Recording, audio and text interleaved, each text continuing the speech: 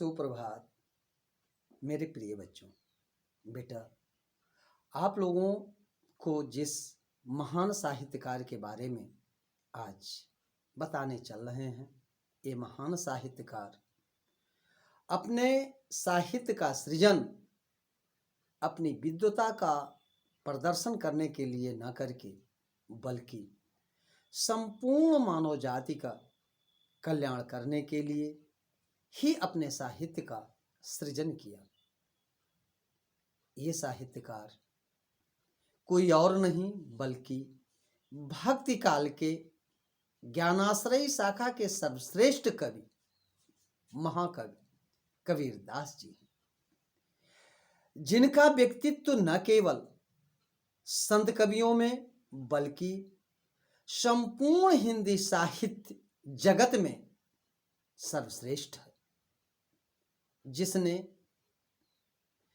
तत्कालीन समाज में व्याप्त सांप्रदायिकता, आडंबर और अंधविश्वासों को दूर करने के लिए ही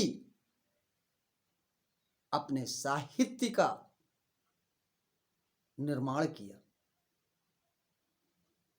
अपने पदों के द्वारा, अपने साखियों के माध्यम से भटके हुए मानवों को सन्मार्ग पर ले चलने के लिए उन्हें सद उपदेश दिया। इस महान साहित्यकार की जन्मतिथि के संबंध में ये दोहा मुख्य रूप से प्रचलित है। 1455 साल गए चंद्रावर्य ठाठ ठए, जेठ सुदी बरसाइत को पूरन मासी प्रगट भय। इस दोहे के आधार पर इस महान साहित्यकार का जन्म वर्ष कुछ विद्वानों ने 1455 संवत को स्वीकार किया है, अर्थात 1398 ईस्वी को इस महान साहित्यकार का जन्म काशी नामक स्थान पर हुआ। कहा जाता है कि आचार्य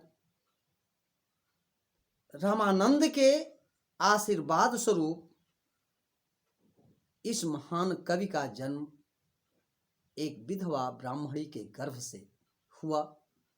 वो लोकलाज के भय से इस बच्चे को काशी के लहरतारा नामक स्थान पर छोड़ दिया। वहीं नीमा और नीरू नामक जुलाहा दाम्पत्य ने इनको लाकर इनका पालन पोषण किया। बड़े होने के पश्चात इनका विवाह लोई नामक एक स्त्री के साथ हुआ। उससे कमाल और कमाली नामक 2 पुत्र रत्न की प्राप्ति हुई। आलोचकों का कहना है कि ये एक ऐसे साहित्यकार हैं जो पढ़े लिखे थोड़ा भी नहीं थे, लेकिन जन्मजात प्रतिभा इतनी प्रबल थी कि उसके बल से इन्होंने भावमग्न होकर के जो भी पद गाए, जो भी लोगों को उपदेश दिए, वे काव्य का स्वरूप धारण करते हुए चले गए। अपनी पढ़ाई लिखाई के बारे में इन्होंने स्वयं स्वीकार किया है। मसी कागज छुयो नहीं, कलम गही नहीं हाथ, 4 युगों का महात्मा मुख ही जनाई बात। अर्थात अपने मुख के द्वारा भटके हुए लोगों को जब उपदेशित किए तो वे शब्द किस प्रकार से काव्य का स्वरूप धारण कर लिए, ये आप लोग देख ही रहे हैं। समाज की नश्वरता का कितना सुंदर प्रमाण इस साखी के माध्यम से इस महान संत ने दिया है कि आज की काल ही चला उठ मूरख, तेरो सु देखत के तो गए हैं, सुंदर क्यों नहीं राम संहारत, या जग में कहो कौन रहे हैं। अर्थात हे संसार के लोगों, कोई आज या कोई कल बारी बारी से इस नश्वर संसार का सभी परित्याग कर रहे हैं, तो क्यों न समय रहते हुए हम आप सचेत होकर उस परमपिता परमात्मा का स्मरण करते हुए एक सुंदर जीवन जीने का प्रयास करें। वे लोगों का मार्गदर्शन करते हुए दूसरे पद में कहते हैं, दुर्बल को न सताइए, जाकी मोटी हाय, मुई खाल की श्वास सो, सार भस्म होए जाए। हे संसार के लोगों, कभी भी निरीह कमजोर वर्ग के लोगों को अपनी प्रभुत्व से, अपनी शक्ति से उन्हें कष्ट ना दो, नहीं तो उनका अहित हो या न हो, तुम्हारा बहुत बड़ा अहित हो जाएगा।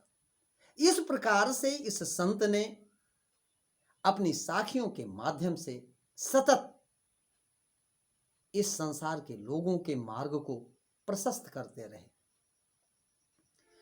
कहा जाता है कि इस महान साहित्यकार ने लगभग 120 वर्ष की दीर्घ आयु को प्राप्त किया और समाज में व्याप्त इस अंधविश्वास को दूर करने के लिए कि काशी में मरने से लोगों को मोक्ष की प्राप्ति होती है और मगहर में मरने से लोगों को नरक,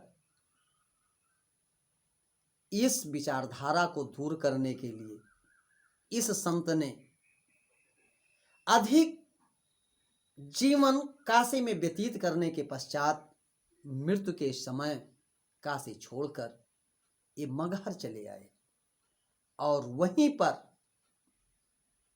इस महान संत ने अपना जीवन का परित्याग कर दिया और स्वयं इन्होंने कहा, जो कबीरा काशी मरे तो राम है कौन निहोर। यदि कबीर की मृत्यु काशी में होती है तो उसमें मेरे प्रभु का कोई योगदान नहीं है। अर्थात हे संसार के लोगों, देखो, लोगों को मोक्ष या नरक अपने सत्कर्मों से मिलता है। स्थान विशेष पर जन्म लेने या मृत्यु को प्राप्त होने से नहीं। इस महान संत के मृत्यु को लेकर के भी ये दोहा प्रचलित है, संबत 1575 कियो मगहर को गौन, माघ सुदी एकादशी रलो पाउन में पाउन। इस प्रकार से मेरे बच्चों, अपनी प्रतिभा के बल से हिंदी साहित्य की सेवा करने वाले इस महान संत का हमेशा हमेशा के लिए बेटा इस नश्वर संसार से पदार्पण हो जाता है। लेकिन आज हम आपके बीच में कबीर जैसा संत हो या ना हो, वे अपने विचारों के माध्यम से, अपने साखियों के माध्यम से सतत हम आप सभी के मार्ग को प्रशस्त करते रहेंगे, प्रशस्त करते रहेंगे। इन्हीं शब्दों के साथ बेटा वाणी को विराम देते हैं। पुनः फिर मिलेंगे, तब तक के लिए जय हिंद।